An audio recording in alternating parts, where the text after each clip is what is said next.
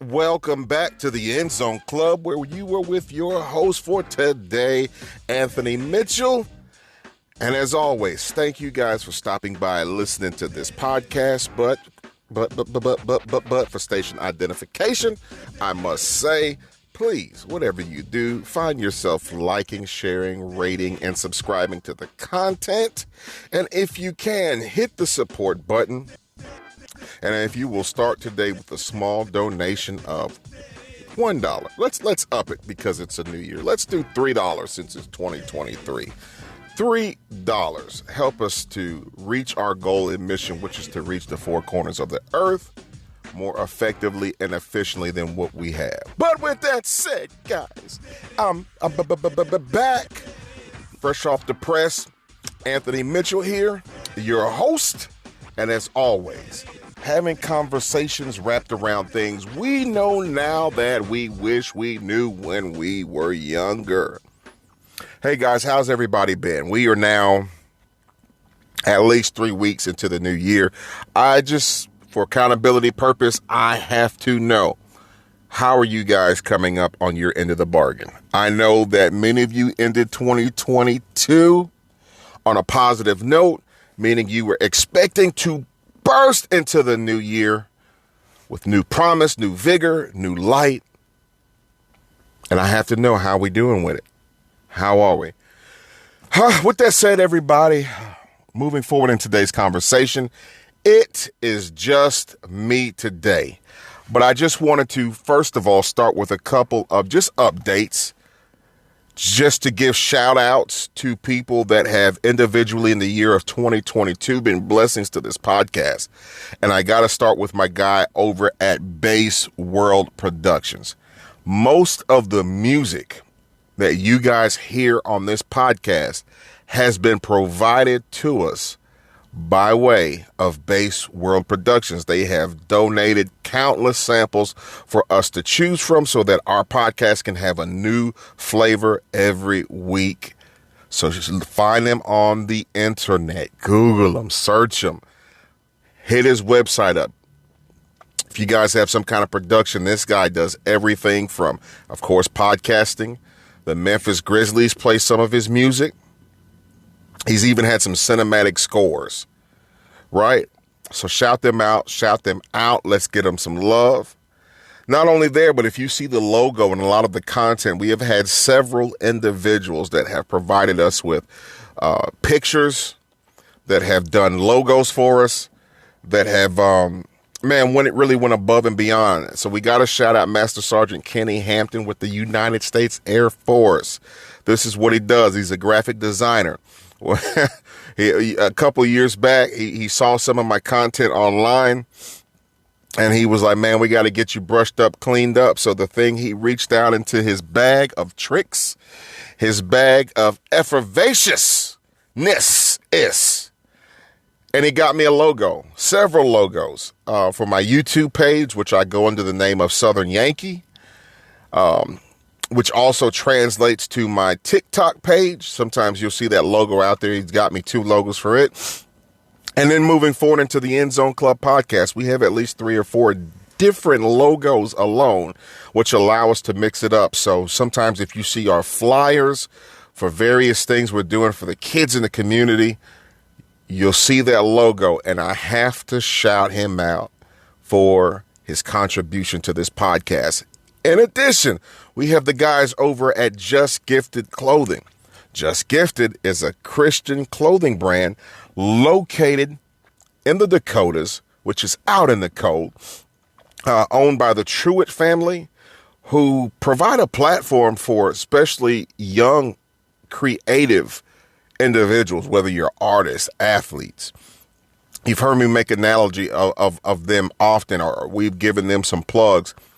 They're very big supporters. And sometimes when you're looking at behind the scenes things, which is how this podcast has grown beyond my regional area to being able to reach to the four corners of the world, it is people like Just Gifted that has pushed us out in their sector of the world. Not just them, but I have to give my wife a beautiful shout out. You have heard our ad for basically Tisha, which is a mom lifestyle vlogging entrepreneurial platform.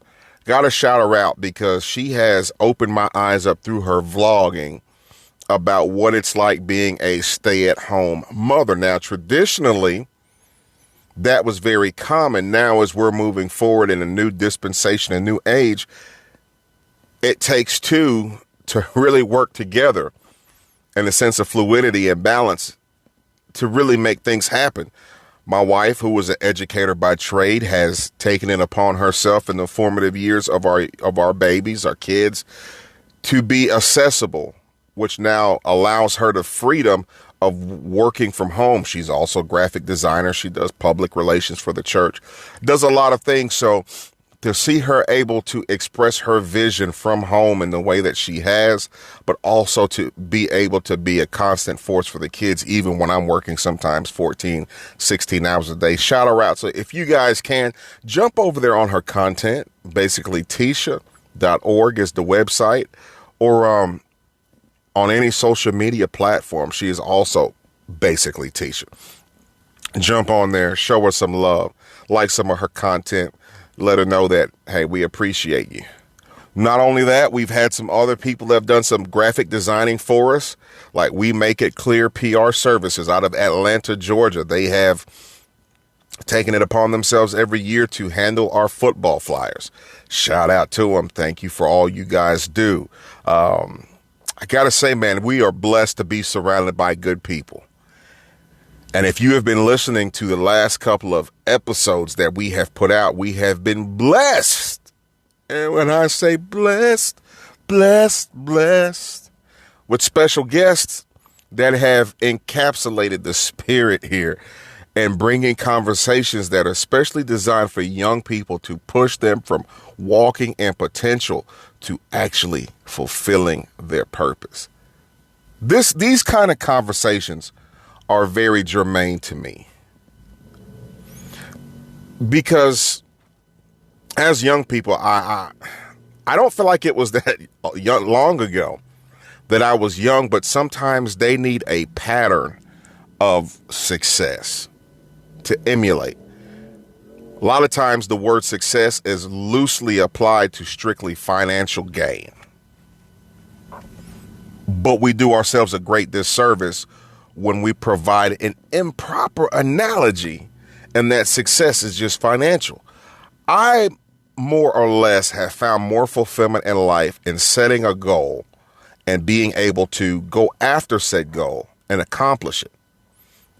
There are some things that we accomplish in life that money itself can't quantify how major of a goal it is. I'm going to give you a good example. In my community, and I've talked about this throughout several episodes, it's not uncommon, and this is not a knock on anybody. It's just a reality. So I'm going to hone it in as it applies to my home, my family. But a lot of the people on either side of my family had babies with more than one person that they never married. For some people, that works. Again, this is not a knock, but this is just something I was passionate about. I always told myself from the time I grew up that whoever I had a baby with was going to be my wife. So I wanted to be very selective about how I gave myself to somebody. That's not saying I was a virgin. Let's not put that out there. But what that's saying is that I wanted to be careful with how I approach that. Now, to each his own. Sometimes God seems to bless some people better with their second marriage or with their second baby's father, baby mother, than with the first. Sometimes the first, it seems like whatever happens, you're blinded by something that you don't see certain red flags. So everybody's goal is different. If I miss my goal with this, I wouldn't have said I was not successful, because the success does not start with just having babies. That was part of the goal that I honed in. That was the short-term goal. But for the long-term effects, there was also that portion that I wanted to be a father to my children. That's not just providing financial support, but emotional support, being there physically, being there emotional, being there spiritually. You know, it means a lot to me to be able every night, as is our custom, to walk in the room of the kids, stick my hand out, and start with prayer. Or if, the kids have had nightmares. Kids have nightmares. Kids sometimes, whether or not we know this, parents, we cut the TV off. Maybe they're on their phone watching some kind of Halloween story or movie, whatever they are afraid of that creeps into the night. And as it creeps into the night, what happens? It generates bad images or thoughts in their dream pattern. And when I hear my kids at night scream my name, Daddy, Daddy, Daddy, you don't have to say anymore. Daddy's coming. And not only is he coming, but he's coming fast. That was part of the long-term goal. And I promise you, as these kids get older, as they get bigger, their needs stay the same, and that kids always have to be loved. They have to be reassured.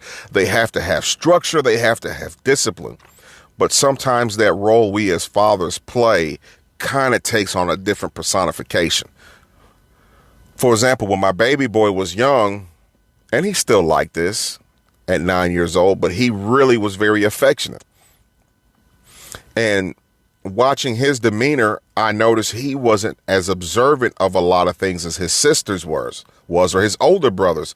So that made my role as his father a little more protective, because my son would cross the street if you let him and not look either way. And as a dad, I see this, but I've made it my right to now position myself in his life where if I see an area that I can help him as a dad, I wisely slide into that slot and help him out.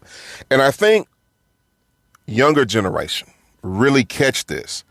It's unfortunate that we are now probably having babies at a younger clip. I was almost 30 years old when I physically had my first child. By 30, I had over 16 years in the workforce. So just by attrition of life, just by working in the public and having to deal with customer service, I was a little further along in my maturation process. That when I had a child at 30, I was probably a little further than those that are starting at 16. Having children is an investment, my people. It is a lifelong commitment that doesn't stop. At 18, tomorrow, we are having to move one of our young individuals into his college dorm. And even at his age, we are still there helping whatever he needs help with. So the job does not stop. But sometimes I would like to encourage you guys, if you're going to dip your toe in the water of life, be very, very mindful about who you're with and what you are joining yourself to. Know that the connection you have with an individual is one that'll stand the test of times. If you're willing to build a life with an individual, because it takes two to lay down and have kids, know a little bit about their family. This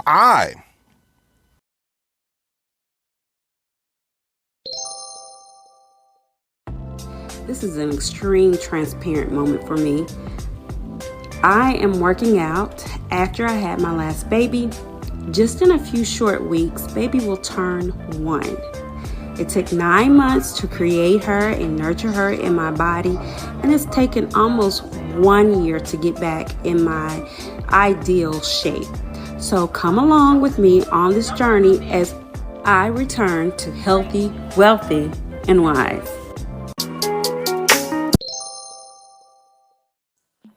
So as I was saying before, the inadvertent advertisement, when I am mentoring young people, I do encourage them to learn a little about whoever you think you love. Learn a little bit about their family before you think this is what I want. I remember one of my first experiences on this conversation that really turned the lights on.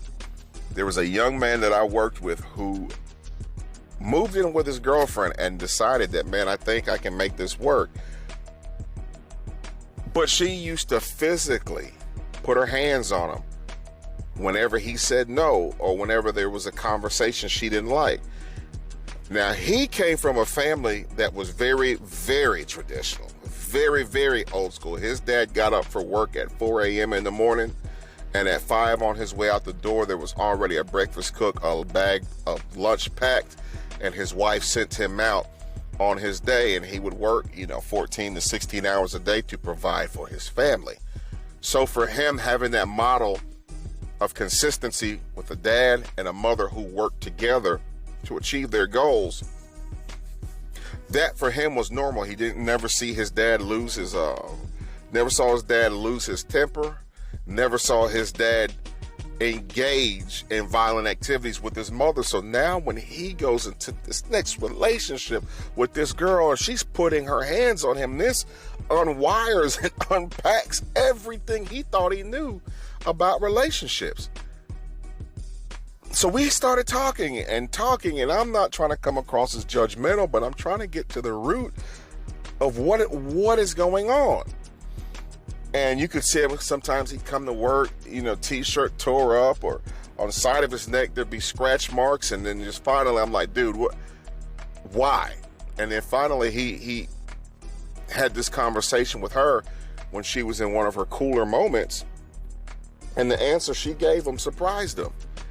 She said in her home, from where she grew up at, as well as the home of her cousins and things, or the women that were connected to her, each of them connected with men that felt like this is acceptable. So she's replicating what she has seen. And she even tells him, I feel like if you don't hit me back, then you don't really love me. A man that loves something is passionate about it to put it in its place. That's problematic thinking, because that's not coming from a place of holistic thought. That's coming from a broken model that's now being replicated. And at the heart of what I'm getting at, guys, as we know better, as we learn, as we do better, there are certain traits that it's easier for us to block off because we've identified that maybe this is slightly problematic.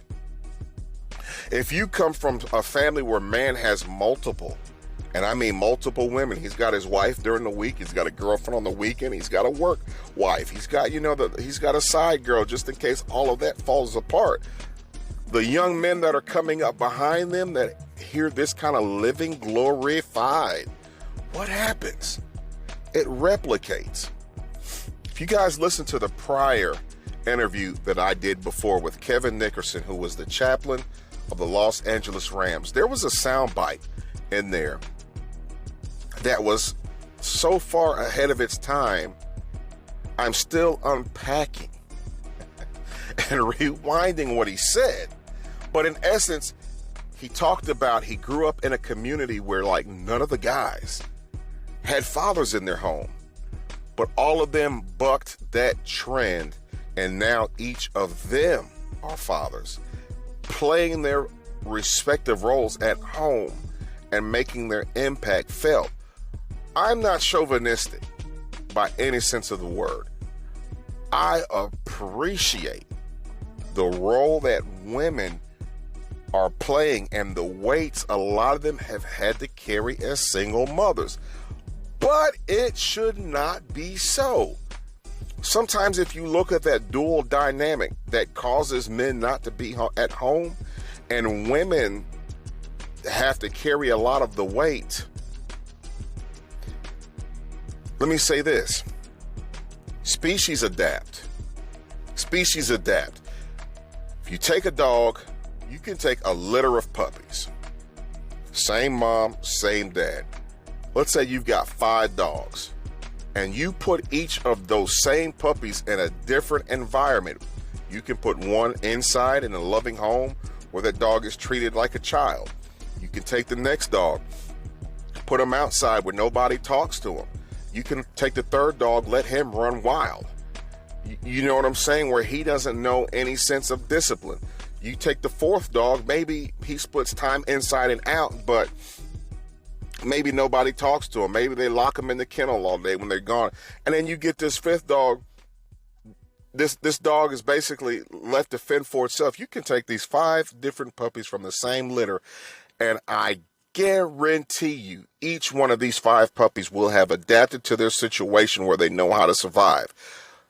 Does that survival mean that sometimes these puppies are going to be the best fit to be around kids, or to be loved and to be good guard dogs or watchdogs, or to feel a part of a pack?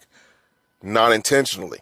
And it's been the same way with our families and homes, because a lot of us are having to adapt to certain situations unless we're able to identify what's problematic in our own lives and things that we're replicating that aren't going to lend towards our success. It hurts us in the long run. Something we talk about at my church often is this idea that many of us have come into the kingdom of God carrying an inferior thought process. One of my inferior thought processes, based upon things I had saw in my family that I thank God he identified early, was a lot of men had a lot of women, had multiple women.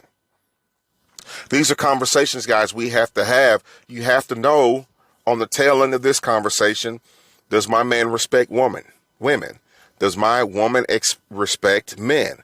Can my husband, this guy that I think I like, whatever, how good is he with money? Is he somebody that's going to blow it? I know a lot of times we are not prepared to have these conversations because sometimes all it does is it takes somebody to make us laugh all the time and we think we love them. Sometimes we look at the ideal physique that these individuals possess and it feels like that's the one. But I promise you, at the rate that divorce is occurring in our nation, this next step of life is a challenge already, but it's even more challenging if you're not prepared for it and you're having to learn everything on the fly. One of the reasons I'm having these conversations with you guys today, young people, we're starting off a new year. And as you have an opportunity right now to write your purpose, to self-direct through God's grace and mercy the trajectory of the rest of your life, let's not make any premature decisions that may hamper our propulsion down the road. Let's not be like that airplane that's taken off down the runway, and because of bad decisions, our engines are falling out. Or we've got some stalling where we can't really take off the way we need to. Or now we're having to slow down because there are obstacles in our path that if we had just properly cleared our runway, we could have taken off and stayed up. Be encouraged to know that there are still many good people in this world. Be prayerful above all things about these 3 areas. Pray about your friendships. I always say this, but you can tell a lot about a person based upon the makeup of their friendship circles. Second of all, pray about who you attract as a potential spouse or mate or individual that God is going to bless you to build the rest of your life over. Sometimes that comes with the courting process. Am I right? Let's scratch out the word sometime. But before you start talking about building a life with a person, pray that God gives you the right thought process, the right perception, being able to not only perceive what you need to perceive about an individual, but to be able to process it with a whole mind, seeing how it all interacts. Because sometimes we think, personally, we can change individuals if we're the right person. But let me tell you guys, that's not always true. Another conversation. Most importantly, also pray about your career and the life choices that you make. You guys already know the most important life choice you can make is to commit your life to God and allow him to direct your steps. But sometimes within him directing steps, there are choices you have to make that he will give you the strength to do. With that said, guys, this is another edition of the End Zone Club. I have some special guests that are coming up here in the next few episodes, but I wanted to hit the repeat button to wash it clean for the week. Not even wash it clean. I just wanted to put out some content, really, because I do have some special guests that have some invitations out that are trying to decide if this platform is a good fit for them or not. So, hey, be in prayer with me, guys, about some of these invitations that we are waiting on to materialize, because you will be blessed when they happen. Until next time, this is Anthony Mitchell, and you were listening to the End Zone Club.